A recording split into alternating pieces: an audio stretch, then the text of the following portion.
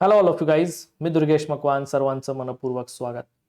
मित्रांनो, अनअकॅडमीच्या प्लॅटफॉर्मवर तुम्ही माझं प्रोफाईलला नक्कीच व्हिजिट करा, ज्यामध्ये तुम्हाला जिओग्राफी आणि पॉलिटीचे अनेक सारे लेक्चर्स, अनेक सारे कोर्सेस त्या ठिकाणी बघायला मिळतील, ज्याचा फायदा तुम्हाला राज्यसेवा आणि कंबाईन परीक्षेसाठी होणार आहे. ठीक आहे, सो नक्कीच अनअकॅडमीच्या प्रोफाईलवर जाऊन माझे कोर्सेस नक्कीच बघा, कारण त्यामध्ये तुम्हाला कन्सेप्च्युअल क्लॅरिटीने ईच अँड एव्हरी टॉपिक व्यवस्थितपणे आपण बघत असतोय.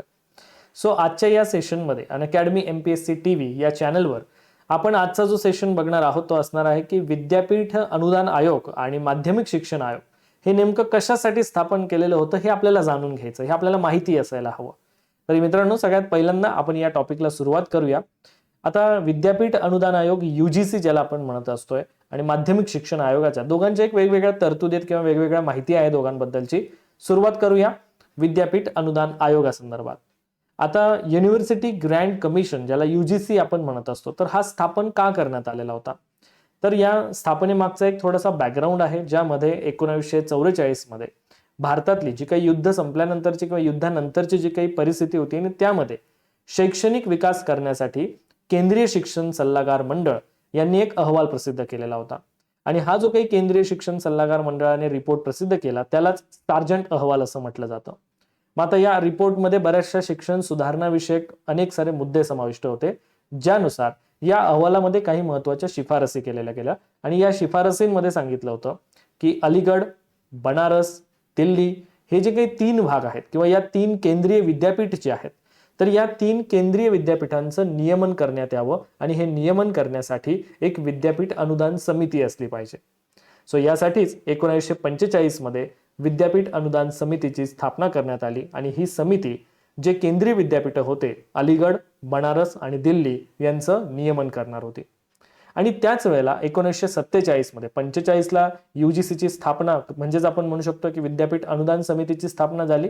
आणि 1947 मध्ये त्यावेळेसचे सर्व जेवढे पण विद्यापीठ होते, तर या सर्व विद्यापीठांवर नियंत्रणाचे अधिकार जे होते हे या पूर्ण समितीला देण्यात आलेले होते. म्हणजे विद्यापीठ अनुदान आयोग या गोष्टीवर किंवा ही समिती जी होती ही त्यावेळेस त्यावर नियंत्रण ठेवणार होती.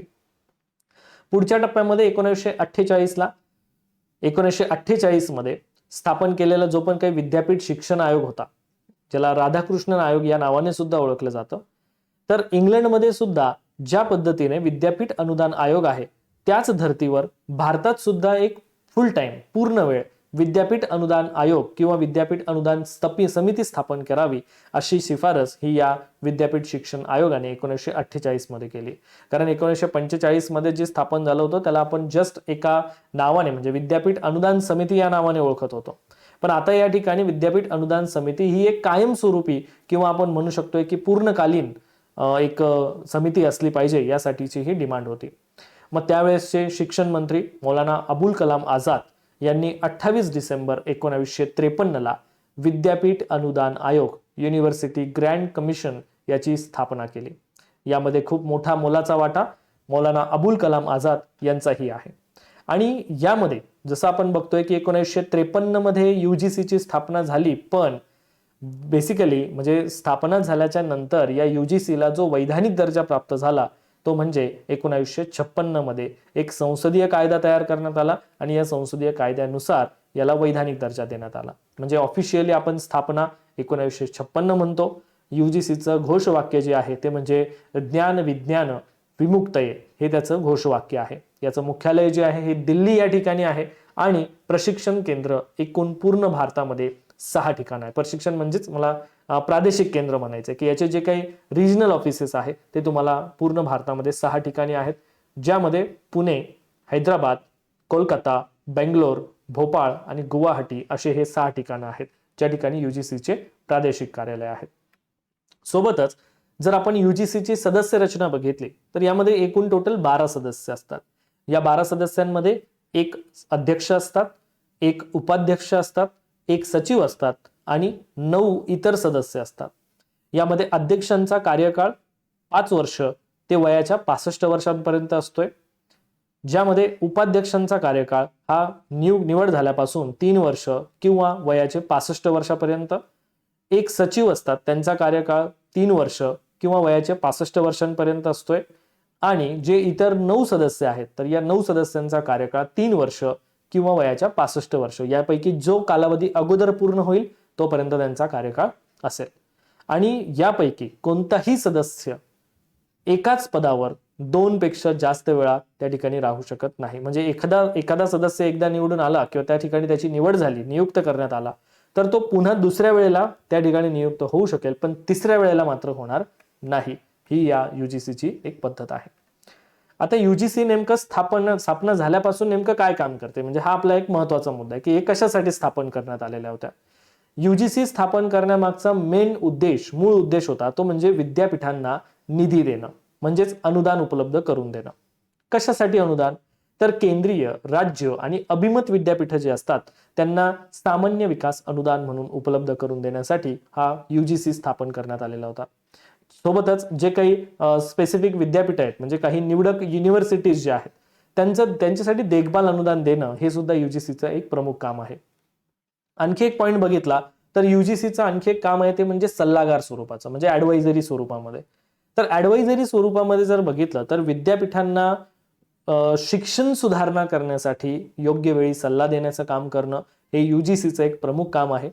सोबतच विद्यापीठांच्या वित्त पुरवठ्याची जी काही आवश्यकता असते ती त्यांना प्रोव्हाइड करत राहणं, ती वित्त पुरवठ्याची आवश्यकता तपासायची, केंद्र सरकारला त्या विद्यापीठांना अनुदान देण्यासाठी किंवा अनुदान मिळावं यासाठी सहाय्य देणं किंवा आपण म्हणू शकतो की शिफारस देणं, हे सुद्धा काम जे असतंय हे UGC करत असतंय. हे एक महत्वपूर्ण काम आहे.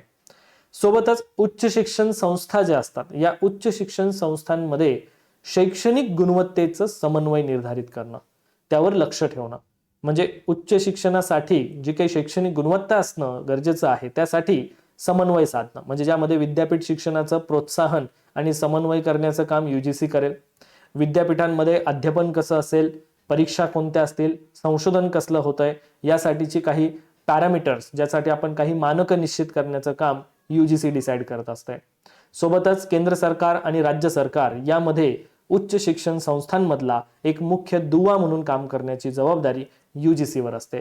सो अशी काही महत्वाची कामं UGC ला या ठिकाणी पार पाडावी लागत असतात. त्यानंतर आणखी एक आपण भाग बघणार होतो तो म्हणजे माध्यमिक शिक्षण आयोग, ज्याला मुदलियार आयोग म्हणून ओळखलं जातं. मुदलियार आयोगचा जो काही कार्यकाळ होता तो होता 1952 ते 53 पर्यंतचा, ज्यामध्ये या माध्यमिक शिक्षण आयोगाची जी काही स्थापना आहे ही कशा पद्धतीने झाली तर केंद्रीय शैक्षणिक सल्लागार मंडळाची शिफारस होती आणि त्याला अनुसरून सप्टेंबर 1952 मध्ये डॉक्टर A. लक्ष्मण स्वामी मुदलियार आयोग त्यांच्याच नावाने ओळखला जातो हा, की जे ऑलरेडी त्यावेळेस म्हणजे मद्रास विद्यापीठाचे कुलगुरू म्हणून त्यांनी काम करत होते. तर यांच्या अध्यक्षतेखाली एक माध्यमिक शिक्षण आयोग या ठिकाणी स्थापन करण्यात आला. मग आता हा माध्यमिक शिक्षण आयोगाने आता हा जो काही एक आयोग स्थापन केला, हा जो काही कमिशन स्थापन केलेलं होतं ज्याचे अध्यक्ष आपण बघितलं की डॉक्टर A. लक्ष्मण स्वामी मुदलियार हे होते. आता यांनी हा जो आयोगाने आपल्या शिफारसी देण्यासाठी जो काही कार्यकाळ घेतलेला होता तो 1952-53 पर्यंतचा, आणि फायनली या आयोगाने या कमिशनने आपला एक रिपोर्ट प्रसिद्ध केला आणि जो जून 1953 ला सादर केला, ज्यामध्ये आता हा आयोग स्थापन करण्यामागचा उद्देश जो होता तो उद्देश महत्वाचा आहे. या ठिकाणी यामधला पहिला उद्दिष्टाचा जर विचार केला तर लोकशाही नागरिकत्वाच्या भावनेचा विकास करणं हे याचं मुख्य वैशिष्ट्य होतं. सोबतच माध्यमिक शिक्षण जे आहे यामध्ये राजकीय, सामाजिक आणि सांस्कृतिक नेतृत्व करता येईल अशा पद्धतीचा काही प्रशिक्षणांचा समावेश करणं ही यासाठी हा मुदलियार आयोग स्थापन करण्यात आलेला होता. सोबत विद्यार्थ्यांचं व्यक्तिमत्व विकास करण्यासाठी आपल्याला आणखी काय करता येईल या संबंधित सुद्धा काही शिफारसी देणं या उद्दिष्टांमुळे हा आयोग स्थापन करण्यात आलेला होता. आणि माध्यमिक शिक्षण जे आहे हे व्यावहारिक ज्ञान देणारं असलं पाहिजे या दृष्टीकडे लक्ष ठेवून योग्य त्या शिफारसी मिळाव्या यासाठी आयोगाचं जबाबदारी होती. या उद्दिष्टाने हा आयोग स्थापन करण्यात आलेला होता. सोबतच विद्यार्थ्यांना शिक्षण द्यायचं आणि विद्यार्थ्यांमधली प्रोडक्टिव्हिटी जी आहे ती प्रोडक्टिव्हिटी सोबतच व्यावसायिकता जी आहे ही वाढीला लागेल यासाठी अशा स्वरूपाचा आपण अभ्यासक्रम तयार करणं अशी पण एक जबाबदारी यावर होती. मग यानुसार आयोगाने फायनली काही शिफारसी यासाठी तयार केलेल्या होत्या. मग आता मुदलियार आयोगाने ज्या शिफारसी मांडल्या त्यात पहिली शिफारस त्यांनी मांडलेली होती ती म्हणजे पहिली शिफारस जी होती ती म्हणजे 4 ते 5 वर्षाच्या प्राथमिक शिक्षणानंतर माध्यमिक शिक्षण दिलं गेलं पाहिजे. म्हणजे 4 ते 5 वर्षाचं पहिल्यांदा प्राथमिक शिक्षणाचा एक टप्पा असेल, त्याच्यानंतर तुम्ही माध्यमिक शिक्षण दिलं गेलं पाहिजे. माध्यमिक शिक्षण हे किती वर्षांचं असलं पाहिजे, म्हणजे जसं प्राथमिक शिक्षण 4 ते 5 वर्षांचं असेल, त्याच्यानंतर माध्यमिक शिक्षण हे जवळपास 7 वर्षांचं असावं. आणि हे माध्यमिक शिक्षण 7 वर्षापर्यंत म्हणजे 7 वर्षांचं असेल, म्हणजे ते वयाच्या 11 ते 17 वर्षापर्यंत पूर्ण झालं पाहिजे, म्हणजे या काळामध्ये ते दिलं गेलं पाहिजे.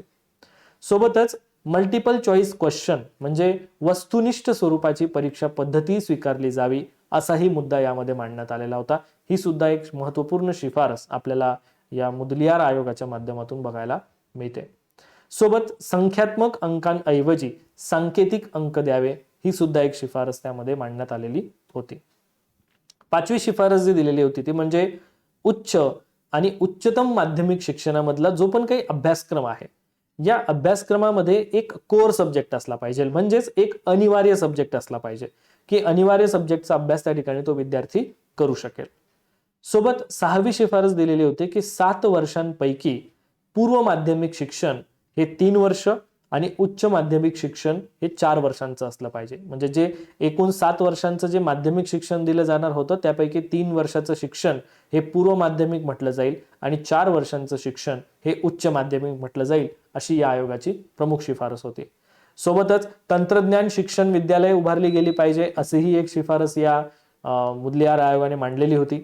सोबत विद्यापीठ आयोगाने जे आंतरवर्ती शिक्षण सुचवलेलं होतं, तर मुदलियार आयोगाने विद्यापीठ आयोगाची जी आंतरवर्ती शिक्षणाची जी काही पद्धती सुचवलेली होती ती बाद केली, ती रद्द केली आणि 11वी इयत्तेपासून किंवा 11वी इयत्ता ही उच्च माध्यमिक शिक्षणाला जोडण्याची शिफारस आपल्याला सर्वात प्रथम या मुदलियार आयोगाच्या माध्यमातून केली गेलेली बघायला मिळते. सो अशा प्रकारे म्हणजे आजच्या या पूर्ण छोट्याशा भागामध्ये तुम्हाला हे माहिती असणं गरजेचं आहे मित्रांनो, की विद्यापीठ अनुदान आयोग आणि माध्यमिक शिक्षण आयोग हे नेमकं त्यावेळेला कशासाठी स्थापन केलेले होते. आणि याच संबंधित आज मी तुम्हाला पूर्ण आपल्या या व्हिडिओमध्ये तुम्हाला ही सविस्तर माहिती सांगितली की नेमकं हे कशासाठी स्थापन करण्यात आलेले होते, याचा मूळ उद्देश काय होता. ठीक आहे. सो मित्रांनो, अनअकॅडमीच्या प्लॅटफॉर्मवर तुमच्या सर्वांसाठी एक बेस्ट ऑफर आहे, ज्याचा तुम्ही नक्कीच उपयोग करू शकतात, ज्यामध्ये 20% ऑफ तुम्हाला मिळणार आहे. अनअकॅडमीचं कोणतंही सबस्क्रिप्शन घेणार त्यासाठी तुम्हाला 20% ऑफ असेल. दुर्गेश लाईव्ह हा एक सिंपल रेफरल कोड तुम्हाला यूज करायचा आहे आणि 20% ऑफ मिळवायचा आहे. सोबत मित्रांनो, अनअकॅडमीवर जेव्हा तुम्ही आयकॉनिक सबस्क्रिप्शन जॉईन करतात, तर यामध्ये तुम्हाला एक कंप्लीट स्टडी पॅकेज मिळत असतोय, ज्यामध्ये तुम्हाला बुक्स मिळणार, कोर्सेस मिळणार, क्लासेस असतील, तुम्हाला मेंटॉरशिप मिळेल, असे अनेक सारे बेनिफिट्स आहेत. तर याचाही तुम्ही नक्कीच उपयोग करू शकतात. आणि तुमच्यासाठी नवीन बॅचेस या ठिकाणी सुरू झालेले आहेत. तर मित्रांनो, आजच जॉईन करा आणि अनअकॅडमीच्या या प्लॅटफॉर्मवर नक्की बेस्ट पद्धतीने अभ्यास करा. सगळ्यात महत्त्वाचं मित्रांनो, अनअकॅडमीवर ज्यावेळेस तुम्ही अभ्यास करताय, आजचा हा व्हिडिओ तुम्हाला कसा वाटला या संदर्भात तुमचा व्हॅल्युएबल फीडबॅक नक्कीच कळवत चला आणि कमेंट सेक्शनमध्ये तुमच्या कमेंट्सचा नक्कीच मी वेट करेन. आणि अनअकॅडमीवर MPSC TV या चॅनलला आजच सबस्क्राईब करून बेल आयकॉनवर क्लिक करा आणि सोबतच तुम्हाला त्या ठिकाणी आपले जे काही डेली व्हिडिओ या ठिकाणी येतील त्याबद्दल तुम्हाला नेमकं त्या ठिकाणी नोटिफिकेशन मिळत जाईल. तुमचा कोणताही व्हिडिओ मिस होणार नाही. So all of you guys, व्हिडिओला लाईक, शेअर आणि कमेंट करायला विसरू नका. Thank you so much. भेटूया आपण नेक्स्ट सेशनमध्ये.